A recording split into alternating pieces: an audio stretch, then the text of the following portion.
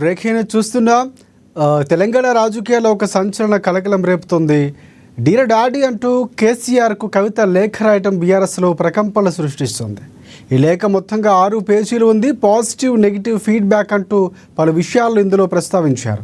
లేఖలో ముఖ్యంగా కవిత వరంగల్ బహిరంగ సభ విషయంలో అసంతృప్తి వ్యక్తం చేస్తున్నట్లు కనిపిస్తోంది. వరంగల్ సభలో కేసీఆర్ స్టేజ్ పైకి వచ్చే ముందు సీనియర్ నేతలు మాట్లాడి ఉండాల్సిందని లేఖలో పేర్కొన్నారు. అంతేకాకుండా 2001 నుంచి మన పార్టీలో ఉన్నవారు ప్రసంగిస్తే బాగుండేదని అభిప్రాయపడ్డారు.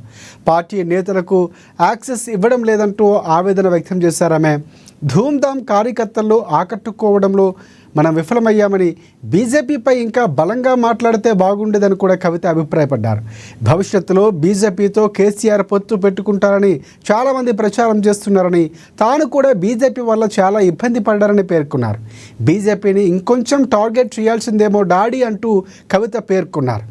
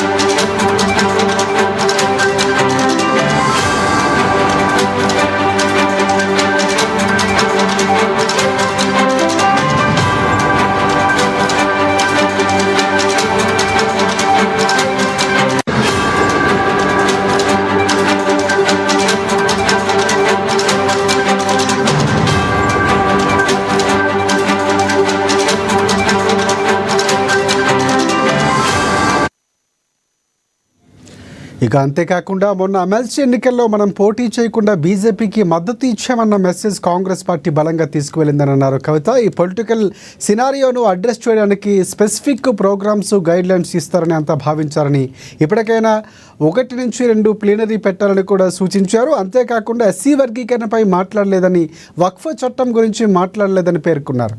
లోకల్ బాడీ ఎన్నికల్లో సొంత పాత ఇన్ఛార్జీలకు అప్పచెప్పడం వల్ల వాళ్ళు తెలంగాణ ఉద్యమకారులకు తగిన ప్రాధాన్యత ఇవ్వటం లేదని కూడా ఫీడ్బ్యాక్ అందిందని చెప్పారు కవిత. ఓవరాల్గా వరంగల్ సభలో ఇంకొంచెం పంచ్ ఆశించారని, కానీ ఫైనల్గా లీడర్స్ క్యాడర్ అసంతృప్తి చెందారని లేఖలో పేర్కొన్నారు కవిత. ఇదే అంశానికి సంబంధించి పూర్తి అప్డేట్స్ అందించేందుకు నా ప్రతినిధి భవిత మనకి ఫోన్లో సిద్ధంగా ఉన్నారు. భవిత, చెప్పండి, చాలా కీలకంగా కవిత చాలా రోజుల నుంచి సొంత పార్టీ పెట్టబోతున్నారని, కవితకి అక్కడ పార్టీలో ఉన్నటువంటి కేటీఆర్కో హరీష్ రావుకో పొసగడం లేదని ఇలాంటి చాలా వ్యాఖ్యలు వినిపిస్తున్నాయి. బహిరంగ లేఖ సారాంశం ఏంటి, ఎందుకు కవిత లేఖ రాయాల్సి వచ్చిందో అప్డేట్స్ ఏంటి? రైట్ రాజశేఖర్, తెలంగాణ వ్యాప్తంగా మరొక సంచలన వార్త బయటకు వచ్చిందని చెప్పాలి. అయితే గత కొంతకాలంగా కేసీఆర్ ఉద్యమ సమయం నుంచి కూడా ఎవరికి కూడా ఆయనకి ఎదురు మాట్లాడిన సందర్భం లేదు. అలాంటిది ఒక కుటుంబ వ్యక్తిగా ఉన్నటువంటి కవిత కూతురు, కేసీఆర్ కూతురు కేసీఆర్ కి లేఖ రాయడం మాత్రం ఒక హాట్ టాపిక్ అయితే మిగిలిందని చెప్పుకోవాలి. అయితే గత ఏప్రిల్ 27న వాళ్ళు ఒక భారీ బహిరంగ సభ నిర్వహించారు. పార్టీ స్టార్ట్ చేసి 25 ఇయర్స్ కంప్లీట్ అయిన నేపథ్యంలో రజతోత్సవ సభ నిర్వహించిన సందర్భం ఉంది. అయితే ఆ సందర్భంగా కొన్ని పాయింట్స్ ని లేవనెత్తుతూ తను లేఖ రాశారు. దాంట్లో పాజిటివ్, నెగిటివ్ అనే అంశాలన్నట్టు కూడా పేర్కొంటూ లేఖ రాసిన సందర్భం కనబడుతుంది. దాదాపుగా డియర్ డాడీ అంటూ కూడా ఒక 6 పేజీల లేఖను కవిత కేసీఆర్ కి రాసింది. అందులో మొదటి 2 పేజీలు పాజిటివ్ అంశాలను పేర్కొంటే మిగతా 4 పేజీలకు సంబంధించి నెగిటివ్ అంశాలనే పేర్కొంది. ఇంకా పాజిటివ్ అంశాలను మనం చూసినట్లయితే భారీ బహిరంగ సభ జరిగినటువంటి సిచ్యువేషన్ కి సంబంధించి బహిరంగ సభ సక్సెస్ అయింది డాడీ, కంగ్రాచులేషన్స్ అంటూ మొదలు పెట్టినటువంటి కవిత కొన్ని పాజిటివ్ వైబ్రేషన్స్ లో ఉన్నటువంటి అంశాలను పేర్కొంది. అంటే పహల్గామ్ దాడికి సంబంధించినటువంటి అమరులు అయినటువంటి వాళ్ళకి నివాళులు అర్పించడం ఒక పాజిటివ్ కోణంగా తీసుకుంది. కొంచెం అంటే పార్టీ గత కొంతకాలంగా బలహీన పడుతున్నటువంటి క్యాడర్ కి ఈ సభ ద్వారా మరింత ఉత్తేజాన్ని నింపారు, అది కూడా పాజిటివ్ గా కనపడింది. గత కొన్ని రోజులుగా సీఎం రేవంత్ రెడ్డి కేసీఆర్ ని విమర్శిస్తూ పదే ట్విటర్ చేస్తూ మాట్లాడినటువంటి సందర్భాన్ని మీరు రేవంత్ రెడ్డి పేరు ఎత్తకుండా తనని విమర్శించారు, అది కూడా పాజిటివ్ వైబ్రేషన్ వెళ్ళింది అని చెప్పేసి కవిత లేఖలో పేర్కొంది. అంతేకాకుండా పోలీసులకి ఇచ్చినటువంటి వార్నింగ్ చాలా సంతోషంగా ఉంది అని చెప్పేసి కూడా కవిత లేఖలో పేర్కొంది. మీరు ఇచ్చినటువంటి స్పీచ్ అంతా బాగున్నప్పటికీ కేసీఆర్ స్టైల్లో స్పీచ్ లేదు అంటూ కూడా ఆ లేఖలో పేర్కొంది. అయితే ఇదంతా పక్కన పెడితే నెగటివ్ అంశాలకు సంబంధించి చాలా చర్చ జోరుగా సాగుతుందని చెప్పుకోవాలి. మొదటిగా ఎందుకంటే కేసీఆర్ ఉర్దూ భాషను ఎక్కువగా ఇంట్రెస్ట్ చూపిస్తుంటారు. అయితే ఎక్కడ సభలో మాట్లాడాడో ఖచ్చితంగా ఉర్దూకు సంబంధించినటువంటి సామెతలు చెప్తూ ఉండడము, అంతేకాకుండా బీఆర్ఎస్ క్యాడర్ లో దాదాపుగా మైనారిటీకి సంబంధించినటువంటి వాళ్ళు ఎక్కువగా ఉంటుంటారు. అయితే ఈ నేపథ్యంలోనే ఉర్దూలో ఒక మెసేజ్ ఇవ్వకపోవడము, అంతేకాకుండా వక్ఫ్ బిల్ కు సంబంధించి గత కొన్ని రోజులుగా చర్చ జరుగుతున్న సందర్భానికి సంబంధించి వక్ఫ్ బిల్ అంశం పైన మాట్లాడకపోవడం కావచ్చు, బీసీల 42% రిజర్వేషన్ సంబంధించినటువంటి అంశాన్ని అసలు మొత్తానికి లేవనెత్తకపోవడము, ఇలాంటి అంశాలను పొందుపరుస్తూ నెగిటివ్ అంశాలుగా కవిత తీసుకుంది. అయితే బీఆర్ఎస్ పార్టీ పెట్టినప్పటి నుంచి కూడా ఉన్నటువంటి మొదటి క్యాడర్ కి కొంత సభలో మాట్లాడే అవకాశం ఇస్తే బాగుండేది, మీరు స్టేజ్ పైకి వచ్చేంత వరకు కూడా వాళ్ళందరికీ మాట్లాడాల్సినటువంటి అవకాశం ఇస్తే ఇంకా బాగుండేది, వాళ్ళ ఒపీనియన్ తెలుసుకునే అవకాశం ఉండేది అంటూ కూడా వాళ్ళు ఆ లేఖలో పేర్కొన్నారు. అంతేకాకుండా బీజేపీని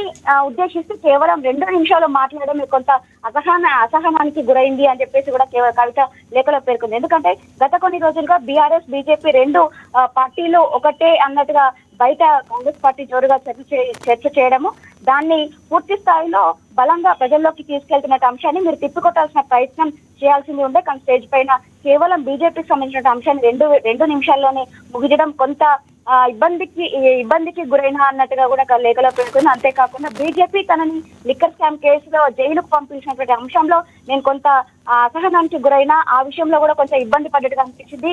ఈ నేపథ్యంలోనే గత కొంతకాలంగా పార్లమెంట్ ఎన్నికల్లో బీఆర్ఎస్ పార్టీకి సంబంధించి 0 అంటే ఎలాంటి సీట్లు గెలవకపోవడము, అక్కడ పూర్తి స్థాయిలో అంటే బీఆర్ఎస్ బలంగా ఉన్నటువంటి ప్లేస్లలో బీజేపీ గెలవడము, బీఆర్ఎస్ బీజేపీకి సపోర్ట్ చేసిందని చెప్పేసి కాంగ్రెస్ పార్టీ పదే ఆరోపిస్తుండడం, అంతేకాకుండా తాజాగా జరిగినటువంటి ఎమ్మెల్సీ ఎన్నికల్లో కూడా బీఆర్ఎస్ పార్టీ నుంచి అభ్యర్థులు నిలబెట్టకపోవడం కూడా బీజేపీకి ఇండైరెక్ట్ గా సపోర్ట్ చేసింది అని చెప్పేసి కాంగ్రెస్ పార్టీ పదే చెప్తున్న అంశాన్ని మీరు పూర్తి స్థాయిలో అంటే బీఆర్ఎస్ బీజేపీ ఒకటి కాదు అనే అంశాన్ని కొంత బలంగా తీసుకెళ్లాల్సింది ఉండే, కానీ ఆ అంశాన్ని మీరు పూర్తి స్థాయిలో చర్చించకుండానే ప్రసంగం అనేది పూర్తి చేశారని చెప్పేసి వాళ్ళు చెప్తున్న సందర్భం కనబడుతుంది. అయితే గత కొన్ని రోజులుగా పార్టీ కేడర్ ని కొంతగా మార్చాల్సిన అవసరం ఉన్నది అని చెప్పేసి వాళ్ళు చెప్తున్నారని పట్టించుకోకుండా వాళ్ళని ఇన్ఛార్జ్ గా పెట్టడం, గత కొంతకాలంగా ఉన్నటువంటి ఇన్ఛార్జ్ బీఆర్ఎస్ సభలో కూడా ఇన్ఛార్జీలుగా పెట్టడం కొంత పార్టీని మరింత ఇబ్బందులకు గురై తీసుకెళ్లే అవకాశం కనిపిస్తుందని చెప్పేసి ఆ లేఖలో కూడా పేర్కొంది. అయితే మళ్ళీ వచ్చేటువంటి స్థానిక సంస్థల ఎన్నికలకు సంబంధించి ఇప్పుడున్నటువంటి ఇన్ఛార్జీని మళ్ళీ ఇన్ఛార్జీలుగా వేస్తారు అనే చర్చ జోరుగా సాగుతుంది. ఇలాంటి విషయాలు రైట్ భవిత, అంటే ఈ విషయాలు కవిత లేఖ ద్వారా పేర్కొనటం కొత్త అనుమానాలకు తావిస్తుంది. అంటే పార్టీలో ఉన్న లోపాలను లేకపోతే పాజిటివిటీస్ను ఎత్తి చూపించడంలో కవిత లేఖ రాయడం అర్థం పరమార్థం ఏంటి? అంటే నేరుగా కలిసి చెప్పేటటువంటి స్వేచ్ఛ ఉంది, కూతురుగా లేకపోతే పార్టీకి సంబంధించి ఒక ఉన్నటువంటి కూతురుగా వెళ్ళొచ్చు ఆవిడ, ఖచ్చితంగా జాగృతికి సంబంధించి కూడా అక్కడ కూడా వెళ్ళే అవకాశం ఉంది. కానీ ఎందుకు లేఖ రాశారు? అంటే రాజకీయంగా అందరికీ చెప్పే ప్రయత్నం చేస్తున్నారా? కారణాలు చూపించి బయటకు వచ్చే అవకాశం ఏమైనా ఉందా? ఎందుకు అంటే కవిత లేఖ రాయటం వ్యూహాత్మకం అనుకోవచ్చా? ఏమైనా రాజకీయ ప్రకంపనలకు అవకాశం ఉందంటారా? అంటే గత కొన్ని రోజులుగా ఏదో బీఆర్ఎస్ పార్టీ అధికారం కోల్పోయినప్పటి నుంచి కూడా బీఆర్ఎస్ పార్టీలో అంతర్గత పోరు స్టార్ట్ అని చెప్పేసి బహిరంగంగానే చర్చలు జరుగుతున్న సందర్భం మనం చూసాం. తాజాగా హరీష్ రావు కేటీఆర్ల మధ్య కూడా పొంతన ఉండట్లేదు అని చెప్పేసి చర్చలు జోరుగా సాగుతున్న నేపథ్యంలో హరీష్ రావు పదే ప్రెస్ మీట్లు పెట్టి వాళ్ళ యొక్క నిర్ణయాన్ని ప్రకటించడము, అంటే మేము కేసీఆర్ నాయకత్వంలోనే పనిచేస్తాము, కేటీఆర్ అధ్యక్షులైతే నాకు ఏమీ అభ్యంతరం లేదు అంటూ కూడా ప్రెస్ మీట్లు పెడుతూ వాళ్ళు వివరణ ఇచ్చుకోవాల్సిన సందర్భం కనబడుతుంది. అయితే గత కొన్ని రోజులుగా అంటే కేటీఆర్ఏ అన్ని హోల్ అండ్ సోల్ గా ఉండి పార్టీకి నడిపించుకోవాలని చెప్పేసి చూస్తున్నాడు, ఖచ్చితంగా దాన్ని తిప్పికొట్టే ప్రయత్నం కవిత చేస్తుందన్నటువంటి ఆరోపణలకు ఇదొక నిదర్శనం అని చెప్పేసి మనం చెప్పుకోవచ్చు. అయితే ఎవరికైనా కూడా ఫ్యామిలీ అన్నప్పుడు కొంత వెసులుబాటు ఉంటుంది, వాళ్ళకి సంబంధించినటువంటి అంశాలను నేరుగా వాళ్ళకి చెప్పుకునే అవకాశం ఉంటుంది. కానీ ఇప్పుడు మాత్రం కవిత రాసినటువంటి లేఖ మాత్రం కొంత చర్చనీయ అంశంగా మారింది. ఎందుకంటే గత కొన్ని రోజులుగా పార్టీ పైన కవిత కొన్ని అసంతృప్తిగా వ్యక్తపరుస్తూ వస్తుంది. అంటే మనం సామాజిక తెలంగాణ సాధించుకున్నాము, భౌగోళిక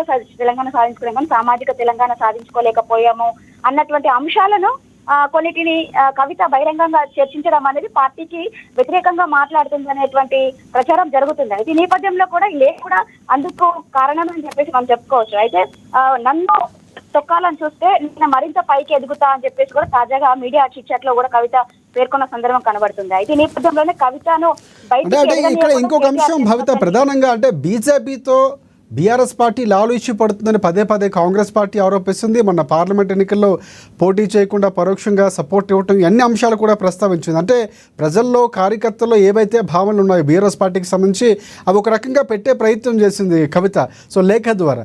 సో ఇక్కడ అంటే ఈ కారణాలు చూపిస్తూ బయటకు వచ్చే అవకాశం అని కనిపిస్తుంది. బీజేపీపై ఒక రకమైనటువంటి తన అభిప్రాయాన్ని వ్యక్తం చేసింది. నేను కూడా ఇబ్బంది పడ్డాను బీజేపీ పార్టీపై చెప్పడం అనేది ఒక రకంగా బీఆర్ఎస్ పార్టీ స్టాండ్ ఏంటో, అంటే రెండు లోపాయికారి ఒప్పందం జరుగుతుంది అన్నటువంటి మాటలు కొంతవరకు ఊతం ఇచ్చేలాగా కనిపిస్తున్నటువంటి వాస్తవం కాదంటారా?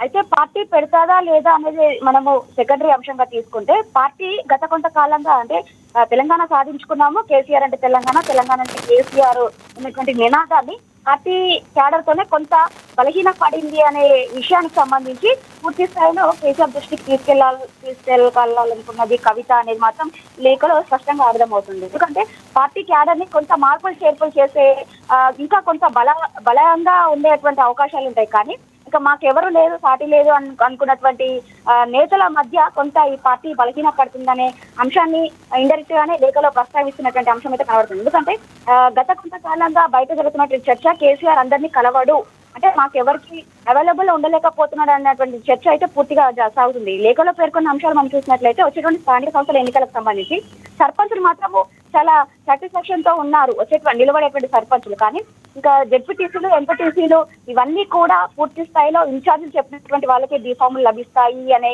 చర్చ జోరుగా సాగుతుంది. కాబట్టి వచ్చేటువంటి స్థానిక సంస్థల ఎన్నికలకు సంబంధించి బీఫామ్లు ఇవ్వాల్సి వస్తే మాత్రం పార్టీ కార్యాలయంలోకి పిలిచి బీఫామ్లు ఇవ్వాలి అనేటువంటి ఒక సూచన కూడా అంటే పార్టీ చేయడాన్ని కొంత బలహీన పరిచేందుకు అందులో ఉన్నటువంటి నేతలే ప్రయత్నిస్తున్నారనే అంశం మాత్రం పూర్తి స్థాయిలో కేసీఆర్ దృష్టికి తీసుకెళ్లింది. అంటే ఎవరైతే ఎమ్మెల్యేల స్థాయిలో ఉన్నటువంటి వాళ్ళకు కూడా కొంతమందికి అంటే సెలెక్టివ్ పీపుల్ నే కేసీఆర్ కలవగలుగుతున్నాడు అనే అంశం నా దృష్టికి వచ్చింది. కాబట్టి పూర్తి స్థాయిలో ప్రతి ఒక్కరికి టచ్ లోకి వెళ్ళండి, టచ్ లో ఉండండి అంటే కూడా ఎవ్రీవన్ టచ్ యూ డాడీ అన్నట్టుగా ఒక మెసేజ్ అందులో పేర్కొంది. అయితే ఇదంతా కూడా కవిత ఇంకో పార్టీ పెడతాది అన్నటువంటి వస్తున్నటువంటి వార్తలకి మాత్రం సెకండ్ అంశంగా తీసుకుంటే, గత కొంతకాలంగా పార్టీ పైన ఏదైతే కేటీఆర్ అంతా తానే నడిపిస్తున్నాడు అనేటువంటి అంశాన్ని ఖచ్చితంగా నేను రిసీవ్ చేసుకోలేను అన్నట్టుగా కూడా ఇండైరెక్ట్ గా చెప్తున్నటువంటి సందర్భం అయితే కనబడుతుంది. ఎందుకంటే నన్ను తొక్కాలని చూస్తే నేను మరింత పైకి ఎదుగుతాను అన్నట్టుగా, నేను మొండిదాన్ని మాత్రమే, కానీ ఏదైతే అంటే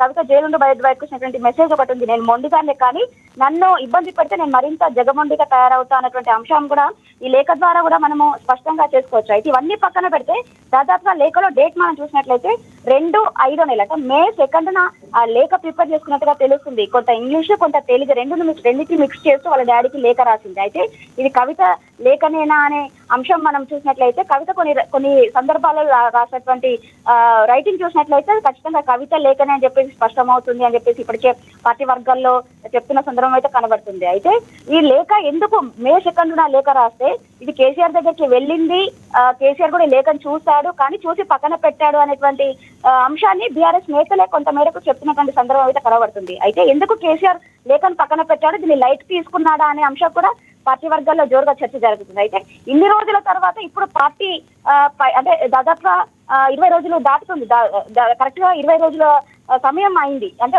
తను లేఖ రాసి కూడా ఎందుకు ఇన్ని రోజుల తర్వాత లేఖ బయటకు వచ్చింది, ఉద్దేశపూర్వకంగానే బయటకు వచ్చిందా, లేదు అంటే పార్టీలో అంటే అనుకోకుండా ఈ లేఖ బయటకు వచ్చిందా అని మాత్రం కొంత అంటే సమాచారం రావాల్సిన అంశం అయితే ఉంది. ప్రస్తుతం అయితే కవిత తెలంగాణలో లేదు, తన కొడుకు గ్రాడ్యుయేషన్ సంబంధించినటువంటి ప్రోగ్రామ్ లో పాల్గొనడానికి అమెరికా వెళ్ళింది. రేపు సాయంత్రం ఇక్కడికి చేరుకోనున్నారు. కవిత వచ్చిన తర్వాత ఈ లేఖ పైన ఎలా స్పందిస్తారు, పార్టీ నేతలు ఎలా స్పందిస్తారో మాత్రం చూడాల్సిన అంశం అయితే కనబడుతుంది.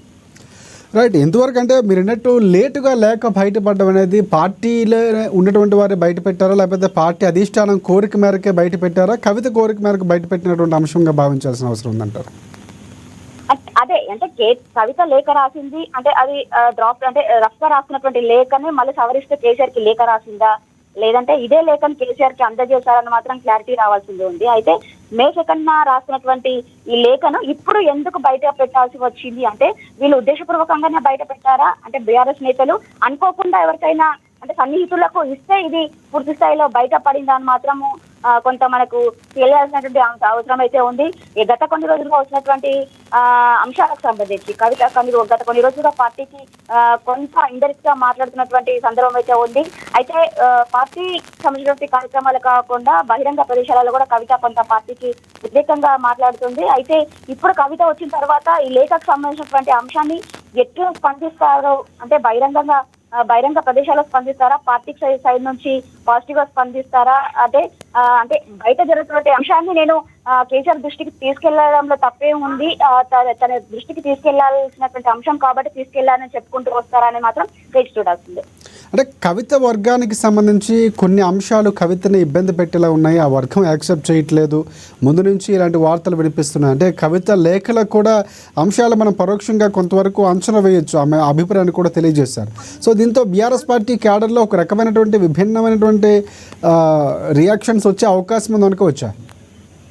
అంటే మనం చూడొచ్చు పార్టీలో మెన్షన్ చేసిన అంశాలన్నింటినీ చూస్తే జనరల్ గా కేసీఆర్ దృష్టికి, అంటే కేసీఆర్ కి డైరెక్ట్ గా ఎవరు మాట్లాడినటువంటి సందర్భం లేదు. గత ప్రభుత్వ హయాంలో మనం చూసినా కూడా ఏ అంశాన్ని కూడా కేసీఆర్ దృష్టికి డైరెక్ట్ గా తీసుకెళ్లేటువంటి ధైర్యం ఎవరికి లేదు అనేటువంటి టాక్ అయితే వినపడేది. అయితే ఈ నేపథ్యంలోనే అంటే పార్టీ నేతలలో మనసులలో ఉన్నటువంటి అంశాలను ఇప్పుడు వాళ్లకు అనుగుణంగానే బయట పెట్టిందని చెప్పేసి కూడా మనం అనుకోవచ్చు. రైట్. దీనిపై మిగతా పార్టీలు కూడా స్పందిస్తే ఒక రకమైనటువంటి రియాక్షన్ వచ్చే అవకాశం కనిపిస్తుంది. ఎందుకంటే మిగతా పార్టీలు భిన్నంగా కాంగ్రెస్ పార్టీకి సంబంధించి విమర్శలు పెట్టడంలో కానీ వరంగల్ సభకు సంబంధించి చాలామంది కేసీఆర్ మార్కు కనిపించలేదన్నారు, అదే అభిప్రాయాన్ని కూడా వ్యక్తం చేశారు. సో మిగతా పార్టీలు కూడా స్పందించే అవకాశం ఉంది. ఇంతవరకు ఎవరైనా స్పందించినటువంటి పరిస్థితి ఉందా? మనం లేఖ ఈ రోజు బయటకు వచ్చింది.